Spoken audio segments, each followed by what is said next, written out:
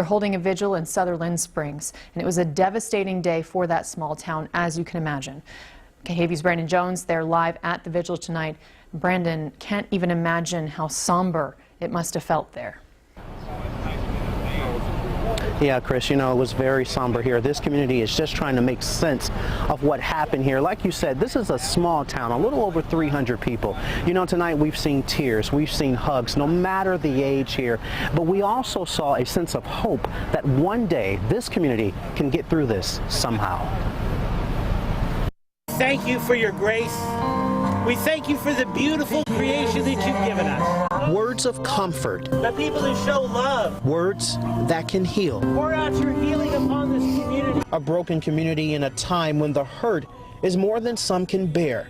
These are family, friends, and neighbors of members of First Baptist Church in Sutherland Springs. The post office parking lot turns into a prayer vigil, remembering the more than 24 lives lost. A disaster has struck our community, and it hurts. We've all been shaken by this event. Many just trying to make sense of the tragedy. It's heart-wrenching. It is. I just We came out here to get away from all the violence and the crime. While some are looking for those they believe may be inside the church. Debbie Jones hasn't heard from her friend since this morning. She showed us her friend's Facebook post. She says her friend shielded her children from the gunfire. We came down here hoping to get some answers. We know we can't get through here. I see her car is parked over there. Not a word from her or her family. Just like the flame in these candles, the love this community has for one another will continue to shine bright, even in its darkest hour. Jones is still looking for her friend. You know, tonight police are still keeping us a short distance away from the church, as you can see it behind us here. But I want to bring in my colleague, Tony Flahetsky, and you have more on a news conference that Governor Abbott held earlier today. Yeah, Brandon, Governor Abbott said he wanted to travel from Austin here to Sutherland Springs himself to comfort the victims of this tragedy, as well as to stand with local officials here in this area today. He says the tragedy is made even worse by the fact that this happened at a place of worship. And in that briefing earlier today, the governor asked parents to hold their loved ones close because he says this is a reminder that tragedy can strike any of us at any time.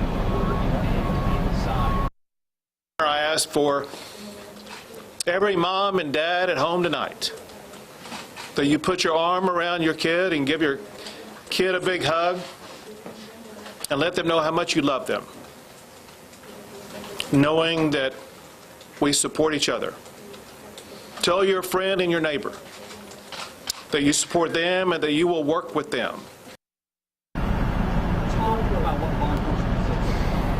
Now, the governor says the American Red Cross has set up a family assistance center here to help those affected by today's shooting. But Brandon, the district attorney here telling us earlier this evening that as much as people want to know the names of the victims here, that it may take some time. As you mentioned, authorities are still going through this church. It's now become a crime scene in an effort to identify those who lost their lives here today, and Brandon, to notify their next of kin. You know, we also saw the governor here at the prayer vigil, just among the people and just showing that sense of community as well. That's right. All right, thank you so much, Tony. Meanwhile, so many details are still coming out about the shooter. I want to send it down to my colleague, Christy Millward in New Braunfels with that story. Christy?